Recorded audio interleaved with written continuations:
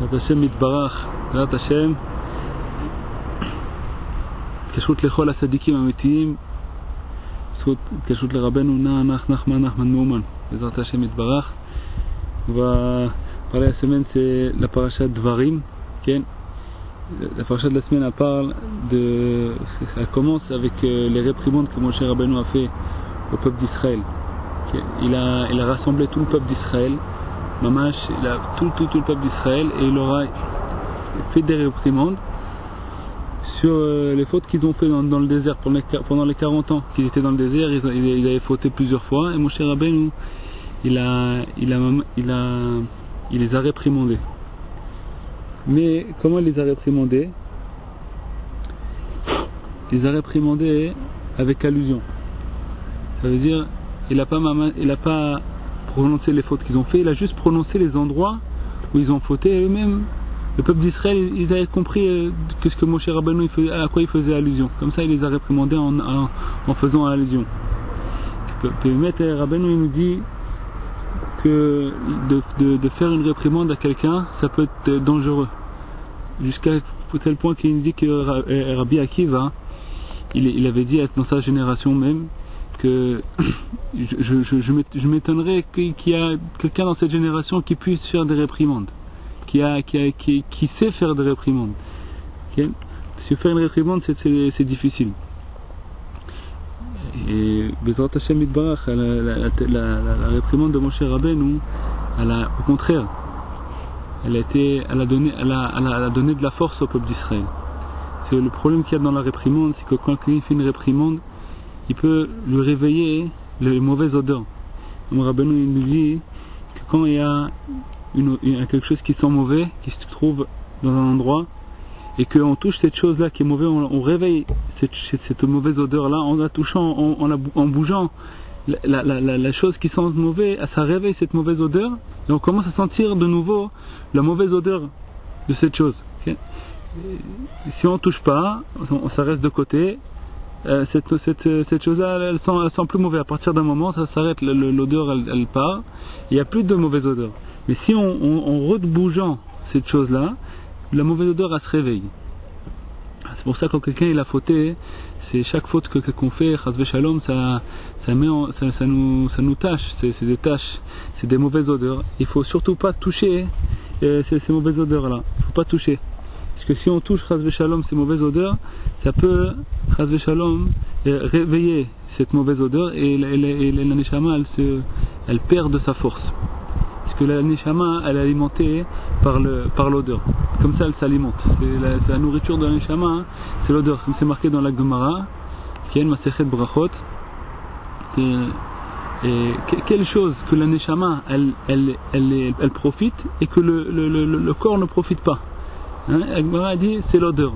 L'odeur, quand quelqu'un il sent une bonne odeur, son gouffre il tire aucun profit de cette bonne odeur là. Rien que la Neshama elle se renforce, elle prend une odeur, elle sent de cette odeur, elle reçoit des forces, elle se nourrit de cette odeur là.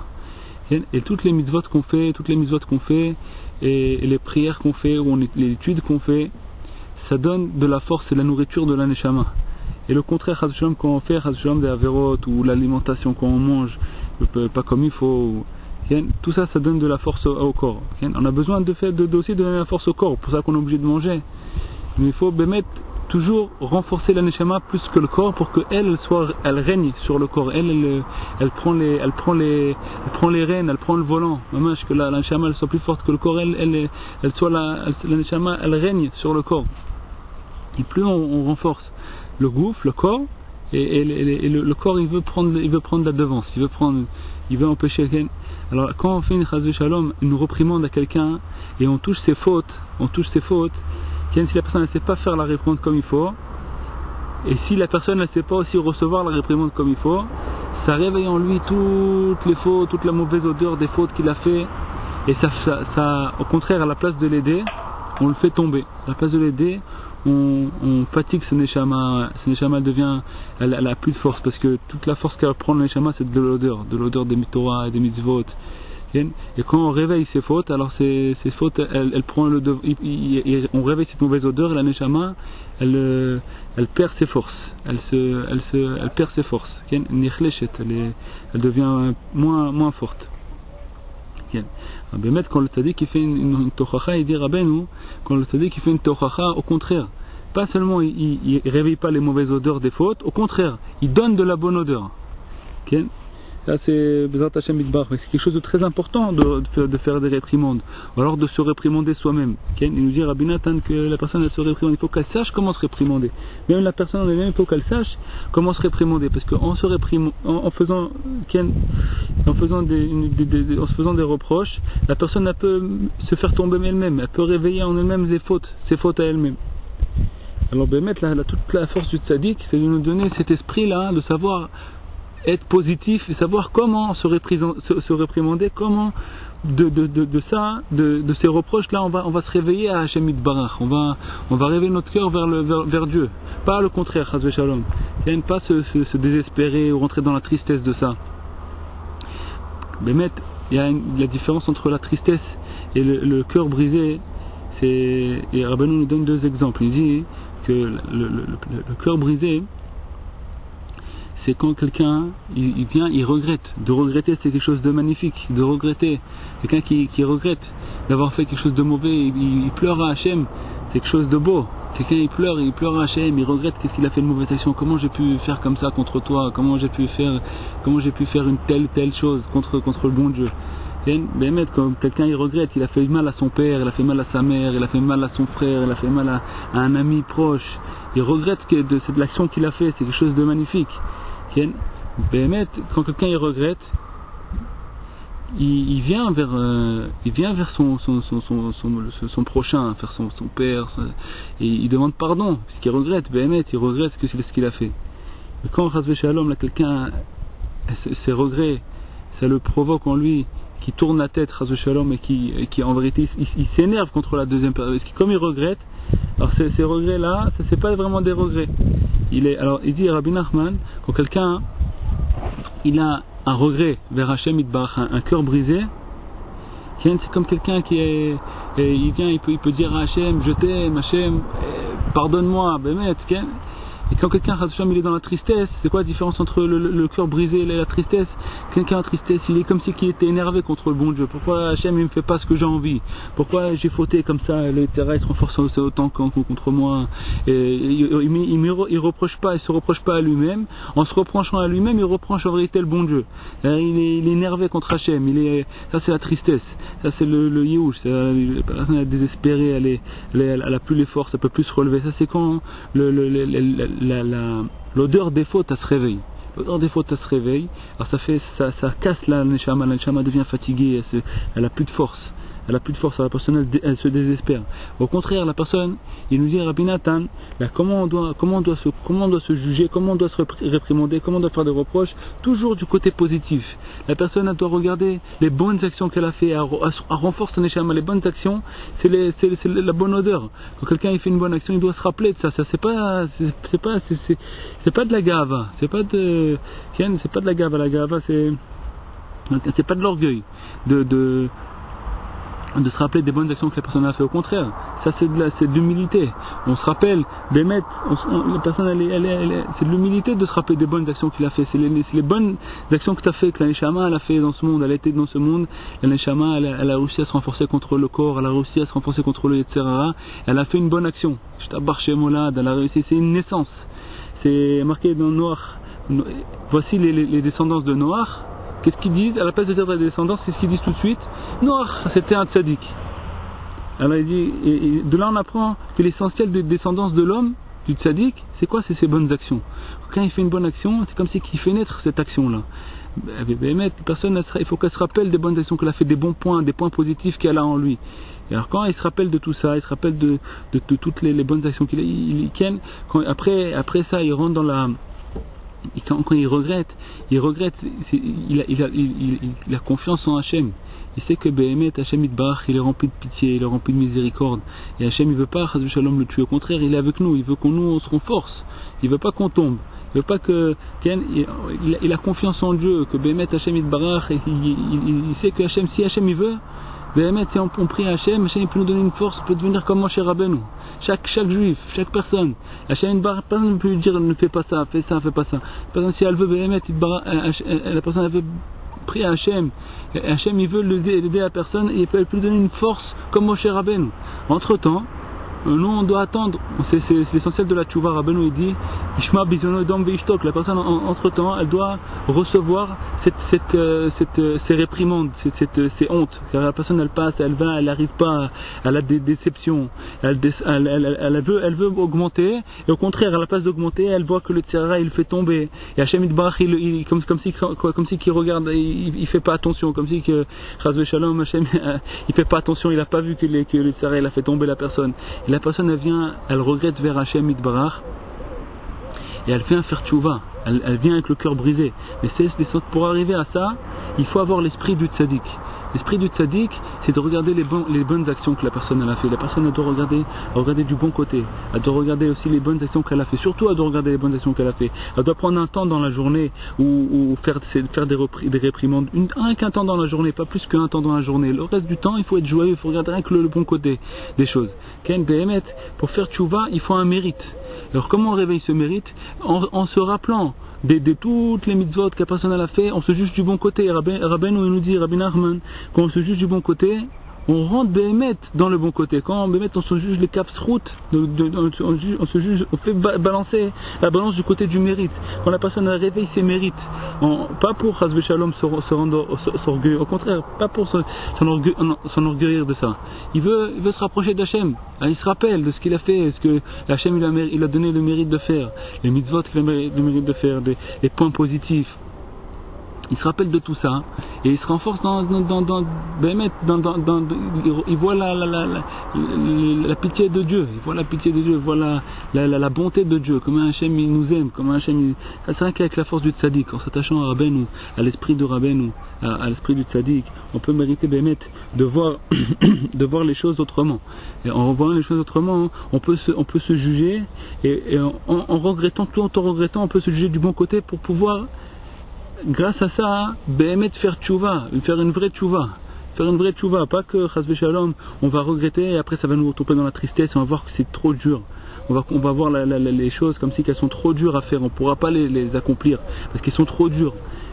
Et si la personne elle regarde du bon côté, elle voit tout ce qu'elle a fait déjà. Jusqu'à maintenant, elle a réussi à accumuler des mitzvot.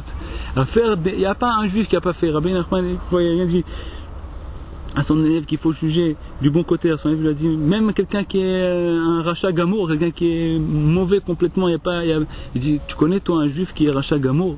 Il n'y a pas un juif s'il a une neshama en lui, c'est un morceau de Dieu. C'est possible que ce morceau de Dieu là, il s'est pas rebellé une fois dans sa vie, il n'a pas fait une mitzvah, impossible. S'il a une neshama en lui, si c'est un juif, il a une neshama en lui, un morceau du bon Dieu en lui, c'est sûr que ce morceau là, un jour il s'est rebellé, il a fait une mitzvah.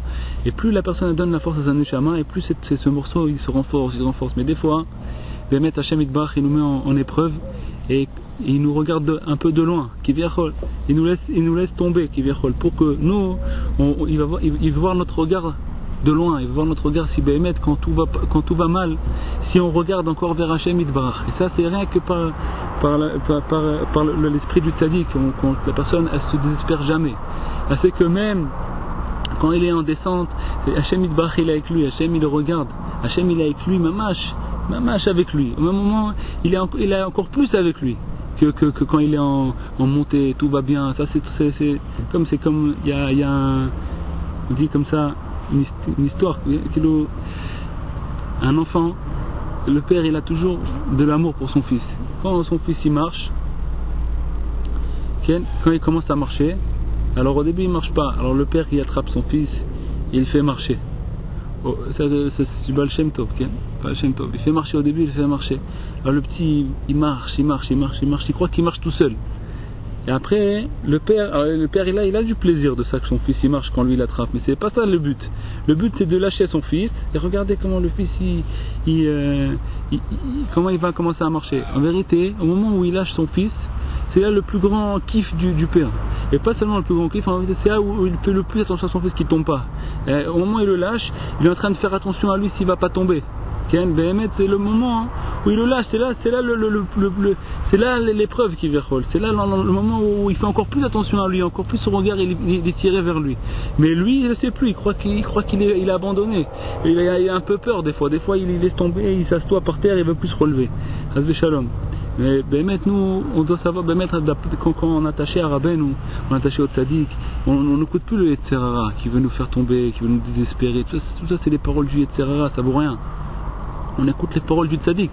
Le tzaddik il nous dit que le désespoir il n'existe pas. Il n'y a pas de désespoir. Le désespoir ça n'existe pas. Hachem Yitbarach il est avec toi encore plus quand tu es dans la descente que quand tu es dans la montée. Il est encore plus avec toi. Toi fais ce que tu peux.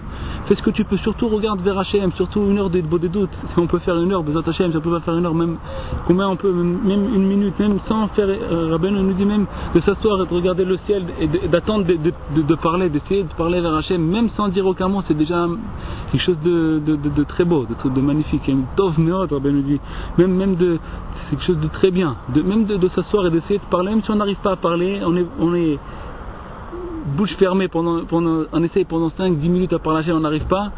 L'essentiel de regarder le ciel, c'est déjà rien que le fait de regarder le ciel et d'essayer de parler vers Hachem, c'est déjà quelque chose de magnifique, rien que d'essayer de parler à Hachem. Il dit à Rabbi Nathan, quand la personne se renforce, quand la personne se renforce, elle se regarde elle se regarde du bon côté. Après, elle sait que toutes les avérotes, c'est marqué que toutes les avérotes elles peuvent être t'apprime les srouillottes, elles peuvent se transformer en mérite. Ça veut dire la personne doit se renforcer. Tout le but c'est de se renforcer, de se rapprocher d'Hachem. Il n'y a pas de désespoir. Parce que même Chas Shalom, si la personne elle est tombée, ou elle est comme elle est pendant des années, elle a fait Chas Shalom le contraire de ce qu'il faut, tout ça, par la miséricorde d'Hachem, par la pitié d'Hachem, tout ça peut se transformer en mitzvot, ça peut se transformer en mérite. Be'ezrat Hachem Yitbarach. Alors c'est ça, il me dit Rabbi Nathan, et que la personne, elle doit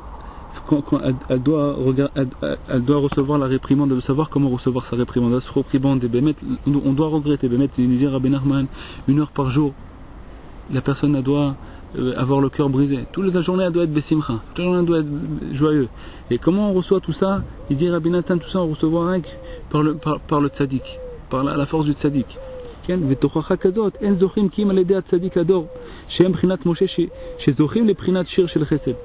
peut mériter ça rien que par le tzaddik. Le tzaddik c'est lui qui sait comment nous donner l'esprit de regarder les réprimandes, comment se reprocher des choses, et comment ces reproches là, au contraire ils vont nous rapprocher d'Hachem Yitbarach, ils ne vont pas nous éloigner. Quelqu'un regarde, il se regarde, il voit, il faut que la personne elle se reproche, il faut que la personne elle a envie de changer, elle peut pas rester la personne toujours voilà ça suffit ce que j'ai fait. Et c'est tout, j'ai plus besoin de continuer, j'ai plus besoin de me rapprocher plus, ça suffit, je fais ça, ça y est. Non, au contraire, personne, quand la bicyclette elle avance pas, elle tombe. Si ça continue pas, on continue pas à se rapprocher d'Hachem Yitbarach, on va faner. On peut pas, il faut toujours continuer à se rapprocher d'Hachem, rechercher de nouvelles choses. Même Rabbeinu, qui arrive à des niveaux le plus haut possible, il cherchait encore s'il n'y a pas plus haut, il sait qu'il y a encore plus haut. Chacun il doit chercher encore plus. C'est pas d'ailleurs que la personne doit se réprimander des choses, doit se reprocher des choses pour qu'elle puisse avancer. Mais ça, il faut que ça soit fait avec intelligence. Il faut que ça soit fait avec l'esprit du tzaddik. Il faut qu'on rentre dans notre tête l'esprit du tzaddik. L'esprit du tzaddik, c'est toujours regarder les kudot tovot. Chez Tzarich Adam limso batmo et zetzrut ou nekuda tova. La personne doit se retrouver en elle un mérite ou un bon point, un point positif. Il doit chercher, voilà, il s'assoit, il recherche en lui. D'accord, alors des fois la personne elle-même elle ressent, elle n'a même pas besoin de se reprocher elle-même. Elle a des remords, elle voit comme ça, j'ai fait comme ça, elle ressent tout de suite la faute qu'elle a fait. Et ça fait ça fait mal d'entendre une réprimande, ça fait toujours mal. C'est pas un plaisir de voir comment on est bas, ou on a envie d'avoir une réussite dans telle chose, une telle qualité, par exemple de briser telle et telle passion, ou alors de briser la colère par exemple, de plus être coléreux, de plus s'énerver, et elle voit qu'elle retombe encore. La personne elle dit allez, ça y est, Bémet, c'est pas, c'est le Tzera qui veut le rentrer dans le désespoir. Lui, le tzaddik, au contraire, ça, tout ce qu'on passe, toutes les épreuves qu'on passe dans la colère, elle veut travailler sur la colère, elle veut changer sa colère, elle veut devenir, elle veut plus être colérieux. Et c'est sûr qu'à un moment où elle va commencer à travailler sur ça, qu'il va commencer à passer des épreuves, parce que la personne doit se nettoyer de ça. Donc elle va commencer à passer des épreuves. Et c'est sûr que quand une personne commence à passer des épreuves, elle sort pratiquement toujours, pas toujours gagnant. C'est des fois même le contraire. Mais la personne elle doit savoir que même si elle a tombé 100 fois, 200 fois, 300 fois, chaque fois qu'elle recommence de nouveau, elle recherche du fait de regretter, c'est déjà en avance. C'est du fait de regretter, de dire pardon à Hachem. Avant je le faisais pas, avant je disais pas pardon. Maintenant je dis pardon à Hachem. Déjà je commence à comprendre, à ressentir que c'est quelque chose de mal. C'est déjà, on a beaucoup avancé, rien que déjà de ressentir que la personne va là maintenant, le regret, du fait de regretter même, c'est déjà un pas immense vers la tchouva, vers la réussite. Même si maintenant Béhémet, je suis toujours le même je suis encore pire. Mais avant je sentais pas ça, avant je criais, je m'énervais sans avoir de remords de ça. Maintenant je commence à ressentir.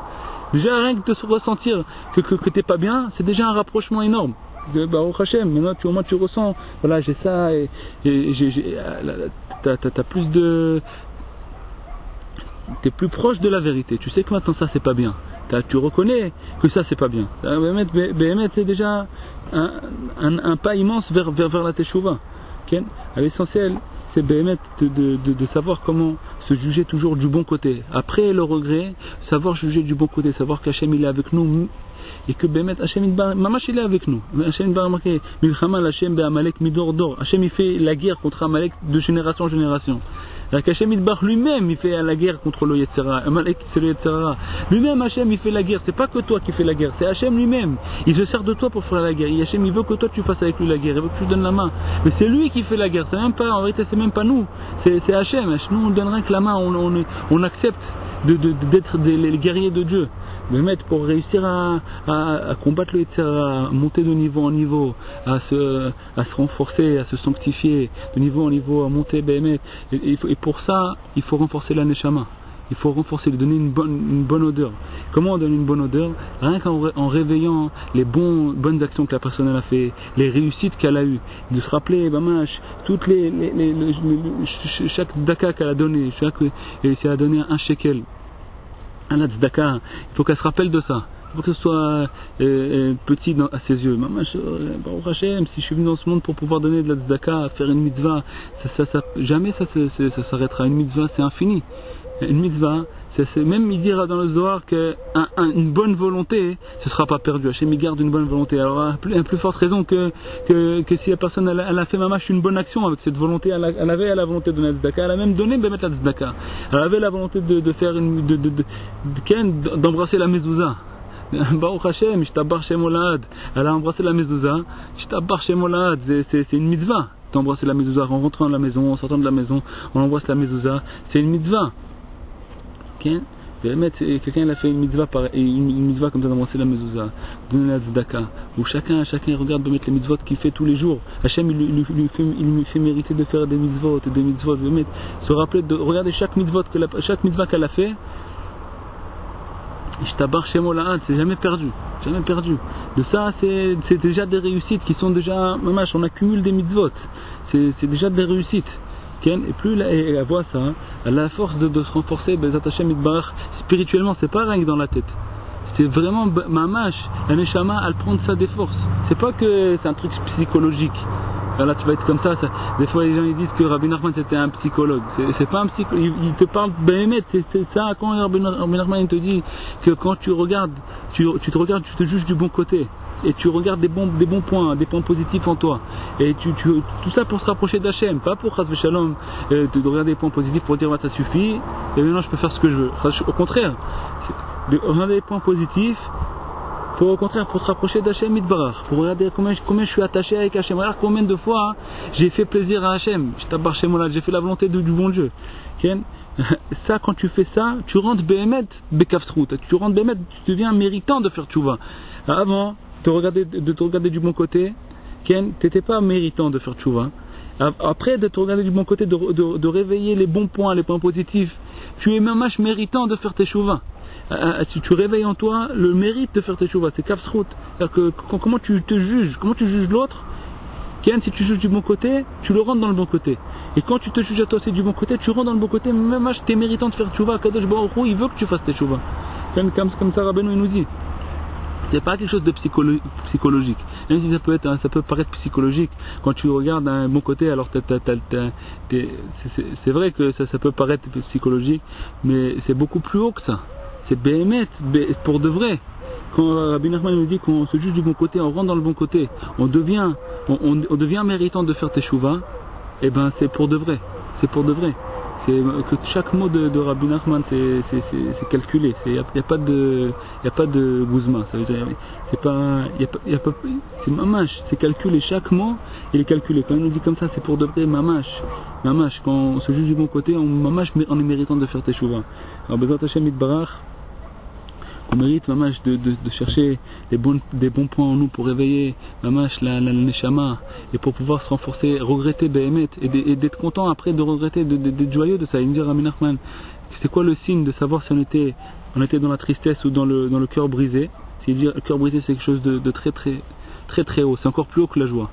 Mais on n'a pas le droit d'être plus qu'une heure par jour dans le cœur brisé, parce que du cœur brisé on peut tomber dans la tristesse. C'est deux choses. Cœur brisé c'est quelque chose, la tristesse c'est autre chose. La tristesse c'est interdit, on n'a pas le droit d'être triste. Et il faut toujours avoir le cœur brisé. Le cœur brisé, c'est ça qui nous rapproche d'Hashem Yitbarach, d'avoir le cœur brisé, d'avoir le regret d'avoir fait des ken. Et lui, c'est quoi le siman? C'est quoi le signe de savoir si on était en cœur brisé? C'est proche. Ça peut paraître la même chose. Les deux ils pleurent. Lui il pleure. Les deux ils pleurent. Les deux ils sont comme ça. Ils sont sérieux. Ils pleurent. Alors c'est quoi la différence? Comment tu peux savoir? C'est quoi le signe? Il dit le signe, si après le cœur brisé tu deviens joyeux, ça veut dire que tu avais le cœur brisé. Si après tu au contraire tu n'arrives pas à être joyeux après, tu rentres dans le désespoir, ça veut dire que ça c'était pas le cœur brisé, c'était la tristesse. La tristesse, il nous dit Rabbi Nachman que la tristesse c'est le Yetzer Hara. Le Yetzer Hara c'est la tristesse. Hachem il déteste la tristesse, comme ça il nous dit Rabbi Nachman. Hachem il déteste le Yetzer Hara, il déteste la tristesse. Hachem sonne ota. La tristesse c'est le Yetzer Hara, la Sitra Achara, le Yetzer Hara. Le mauvais côté, le côté de l'impureté, c'est la tristesse. Quand quelqu'un devient impur, il s'attache à l'impureté, il s'attache au Yetzer Hara. Quand quelqu'un devient triste, la personne n'a pas le droit d'être triste, de regretter aussi, mais pas d'être triste.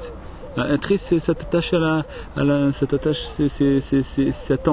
ça t'éloigne d'Hachem, ça te coupe d'Hachem, parce qu'Hachem il déteste la tristesse. Donc si Chas Veshalom, la personne devient triste, il faut savoir autre chose. Une fois, Rabbi Nathan, il parlait d'être joyeux pendant Shabbat. Il parlait de comment c'est important d'être joyeux pendant Shabbat. Alors Rabbi Nathan il écoute. Et après, Rabbi il a dit maintenant tu as de quoi être triste. Non, je t'ai dit comment c'est important d'être joyeux pendant Shabbat. Tu as de quoi te rentrer dans la tristesse. Alors Rabbi Nathan il s'est renforcé de cette parole. Pourquoi? Rabbi il lui a dit maintenant que je t'ai appris comment c'est important d'être joyeux pendant Shabbat, alors tu vas te dire comment je fais être joyeux pendant Shabbat moi? Comment je vais réussir à devenir joyeux pendant Shabbat? C'est trop dur d'être joyeux pendant Shabbat, d'être toute la journée joyeux pendant Shabbat. Alors maintenant tu as de quoi être dans la tristesse, tu vas être triste de ça que tu n'es pas joyeux pendant Shabbat. Alors dans ça, Rabbi Nachman il a renforcé Rabbi Nathan. Il lui a renforcé, il a compris. Alors Rabbi Nathan il a dit à Rabbi, l'essentiel c'est la volonté. Rabbeinu il a dit à Rabbi Nathan, aux autres élèves, vous écoutez ce qu'il a dit, parce que Béhémet, nous, tout ce qu'on apprend, Rabbeinu nous apprend, c'est pour réveiller notre volonté, qu'on veuille être joyeux. On veut, même si ici maintenant le Yetzer Hara il se renforce contre nous et nous rentre dans la tristesse, il faut faire attention de ne pas être triste de ça que tu es triste. Parce que la personne peut rentrer et dire ah je suis triste. Rabbeinu il nous dit que Hachem il déteste la tristesse. Alors maintenant, moi je suis triste. Alors comment? Ça veut dire qu'Hachem Chas Shalom il me déteste. Alors il est triste d'être triste. C'est vrai, il faut faire attention, Béhémet, que si la personne n'arrive pas à être joyeux, l'essentiel c'est de vouloir. Hachem il voit que tu es triste. Des fois Hachem il te rend triste. Il fait exprès que tu sois triste pour que tu veuilles au moins être joyeux. L'essentiel c'est la volonté. La volonté, nous dit Rabbi Nachman, l'essentiel c'est la volonté. Tout l'essentiel de tout le service de Dieu, c'est la volonté. Il dit parce que qui est-ce qui peut se vanter qui sert Hachem? Même un ange ne peut pas se vanter qui sert Hachem. Qu'est-ce qui peut se vanter Hachem? Il est tellement grand et immense. Qu'est-ce qui peut se vanter qui sert Hachem? L'essentiel c'est de vouloir. Alors le maître, quand on étudie tout ça, qu'on veut être joyeux, des fois c'est très difficile d'être joyeux, mais l'essentiel de vouloir être joyeux, c'est ça, déjà on s'attache à la joie. Même si on est triste, on n'arrive pas à être joyeux, alors on reçoit ça, c'est aussi la réprimande du tzaddik. C'est aussi la réprimande que pendant elle veut devenir joyeux, elle n'arrive pas. C'est-à-dire que le tzaddik lui dit voilà, qui vient quoi, Hachem lui dit voilà, je veux pas de toi, tu vois, je te rends pas joyeux. Mais c'est la réprimande, mais pourquoi tout ça? C'est pour nous nettoyer. Quand on reçoit, on n'arrive pas à être joyeux, on veut être joyeux, on essaye, on n'arrive pas. On veut réussir quelque chose, on n'arrive pas. Ça, c'est aussi, Hachem il nous nettoie. C'est un lavage de vouloir quelque chose et que comme si on a une déception. Hachem il nous laisse pas. Il nous laisse pas qui verront s'approcher. On rentre pas un pas dans la Kedusha. C'est quelqu'un, même dans ce monde, quelqu'un il veut être riche, il peut pas être riche en une journée. Il y a un ta'alir à faire, il y a un chemin à faire. Quelqu'un veut rentrer dans la Kedusha, on peut même être riche, mais même c'est possible que quelqu'un soit riche en un jour, il gagne de l'auto. Mettre dans la Kedusha, c'est pas comme ça. Mettre quelqu'un, il faut mériter de faire tes chouvas. Le mérite de faire tes chouvas, c'est quoi? C'est d'attendre devant la porte. On ne laisse pas rentrer, on attend devant la porte. On ne bouge pas, il n'y a pas où aller. C'est-à-dire comme il dit que quelqu'un il est dans le désert, il se trouve dans le désert et il veut rentrer dans... Il n'a pas de quoi manger, il n'a pas de quoi boire. Il trouve en plein milieu du désert une maison. Il frappe à la porte, il ouvre la porte, le type lui dit qu'est-ce que tu veux? Il dit je veux boire. Il dit quoi? Boire? Va-t'en, moi je veux pas te donner à boire. Il ferme la porte. Qu'est-ce qu'il va faire? Il est dans le désert, il n'a pas où aller. Il reste devant la porte. Il frappe à la porte. Ouvre-moi, donne-moi à boire. Il n'y a pas où aller. Où je vais aller? Si je pars d'ici encore 150 mètres, je vais mourir. J'ai pas où aller. Comme ça qu'on doit ressentir, on n'a pas où aller dans ce monde. Si on n'arrive pas à s'approcher à Hachem, à quoi on va s'approcher? Etc. À qui on va s'approcher? On n'a pas quoi faire dans ce monde. C'est pas un beau cadeau. Nous on a l'impression que c'est un beau cadeau. C'est pas un beau cadeau ce monde. On n'a pas un mamash l'esprit du tzaddik. Le tzaddik qui sait que ce monde ça vaut rien. Le tzaddik qui sait que ça vaut rien. Nous on voit pas, on n'a pas vu encore qu'est-ce qu'il y a en haut de ce monde, à travers ce monde. Donc nous on a l'impression que ce monde c'est le plus beau. Il n'y a pas d'autre. Parce qu'on connaît que ça. C'est comme quelqu'un qui est né dans un cachot.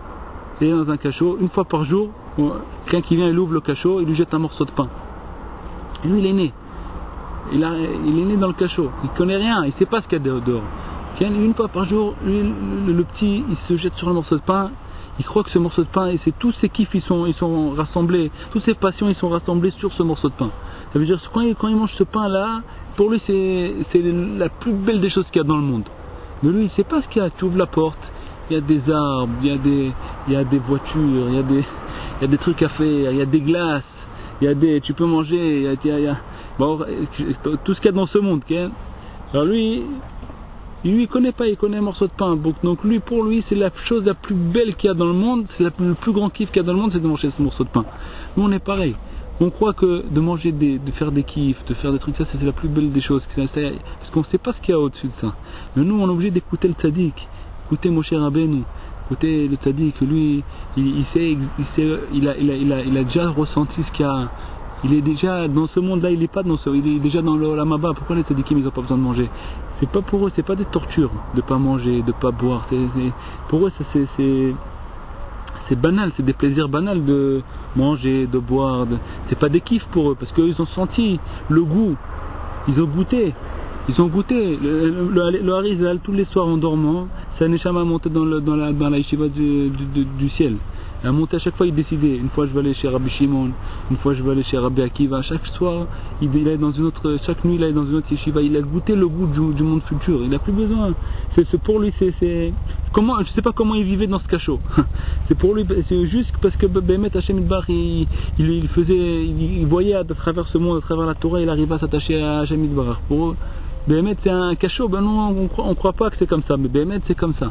C'est-à-dire qu'il nous dit Bémet, mais Bémet, on peut s'attacher à Hachem Yitbarach. On peut s'attacher à Hachem Yitbarach. On peut avoir la volonté, l'essentiel c'est de vouloir servir Hachem Yitbarach.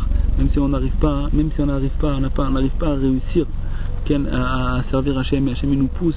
Non, on doit savoir que ça, on n'a pas où aller. On n'a pas où aller. C'est Hachem Yitbarach. Shtabar Shemo Lahad. Où on va aller? Où on peut se sauver de toi? Où on peut? Mais Hachem il est avec nous. Quand il nous repousse, c'est rien que pour voir comment on va marcher sans lui. Comment on va, si on va aller maintenant quand il nous a repoussé, si on va retourner chez le Yetzer Hara, ou alors on va encore on va ouvrir les yeux, on va lever les yeux vers le ciel et on va demander à Hachem pourquoi tu m'abandonnes dans cet endroit, Hachem va voir si on est fidèle. Okay? Une dernière petite histoire avant de finir, Hachem, sur ce sujet là. Il y avait c'est Rabbeinu Akadosh qui raconte cette histoire. Qu'il y avait un roi qui s'est marié et il voulait voir si sa femme il a pris sa femme et qu'est-ce qu'il a fait? Il s'est déguisé en pirate et il a pris sa femme. Il a pris sa femme, il a volé sa femme. Ça veut dire lui, elle ne savait pas que ce pirate là c'était son mari. Et il a pris sa femme et il l'a emmené dans la mer et il a promis toutes sortes de choses. Il voulait qu'elle fasse qu'elle trompe son mari, c'est-à-dire qu'elle trompe le roi avec le pirate, avec le chef des pirates. Et il lui promettait toutes sortes de choses, et de l'autre côté il lui faisait très peur. Et elle était fidèle. Elle avait beaucoup de crainte de Dieu, elle était fidèle. Et comme ça, un jour après l'autre, jusqu'à que le dernier jour il s'est renforcé contre elle énormément, et il a fait très très peur, et il lui a offert beaucoup de cadeaux, ça lui a donné beaucoup d'espoir. Okay. Et elle est restée fidèle. Elle dit non, à mourir je veux pas. À mourir, je suis fidèle avec mon mari. Okay. À un moment où il a vu que Bémet, sa femme, elle était fidèle, il a enlevé le masque de pirate. Et il a fait montrer que Bémet était lui-même, c'était son mari, que tout. Alors ça nous apprend que Bémet, Hachem Yitbarach, nous on voit le Yetzer Hara. Le Yetzer Hara, en vérité, Hachem il est caché. Quand le Yetzer Hara vient, Hachem il est avec. Ça veut dire il est caché. En vérité, Hachem Yitbarach, il vient nous tester. Il vient nous tester pour voir si on est fidèle, Bémet. Maintenant, même si on tombe, essentiel de quoi, qu'est-ce que ça veut dire de ne pas être fidèle? C'est-à-dire que le Yetzer Hara, il peut nous faire tomber. Mais c'est quoi, qu'est-ce que ça veut dire d'être fidèle? Malgré tout, toujours revenir vers Hachem Yitbarach. Même si on est tombé, retourner nos yeux toujours vers Hachem Yitbarach. Pas tourner nos yeux vers Hachem, dire bon alors, si c'est comme ça, le monde futur, j'ai certainement perdu parce qu'avec tout ce que le Yetzer Hara m'a fait tomber. Donc s'il me reste que ce monde-là, alors au moins je profite de ce monde. Ça s'appelle de ne pas être fidèle avec Hachem. C'est-à-dire on veut prendre Hachem et changer, qui veut changer de mari, qui veut changer. Mais si la personne, le Yetzer Hara il le fait tomber, ok, il a fait tomber. Hachem il a créé la tchouva. Hachem, ça s'appelle d'être fidèle, de faire teshuva, de se rapprocher vers Hachem, de revenir vers Hachem, même si on est tombé, ça s'appelle d'être fidèle. Parce qu'on fait tchouva, on écoute Hachem. Maintenant, au moment où on fait tchouva, à partir du moment où on fait tchouva, on s'attache à la tchouva, on devient fidèle de nouveau. On redevient fidèle. Alors, besoin Hachem Yitbarach, qu'on mérite Bémet, toujours d'être fidèle à Hachem et toujours regarder vers le ciel, la main, se rapprocher d'Hachem Yitbarach et de vouloir se rapprocher d'Hachem Yitbarach et se juger du bon côté pour se renforcer et toutes les réprimandes qu'on se fait pour pouvoir changer nos actions, tous les regrets qu'on a et tout ça, que c'est Bémet, ça nous rapproche d'Hachem Yitbarach et pas, ça nous enlève pas Chas v'Shalom d'Hachem, ça nous éloigne pas, ça nous rend pas dans le désespoir, dans la tristesse, dans la colère contre Dieu, Chas v'Shalom. Au contraire, ça nous rapproche d'Hachem Yitbarach, on s'attache à Hachem, on s'attache au Tzadik. Bezrat Hashem Yitbarach. Shalom Aleichem.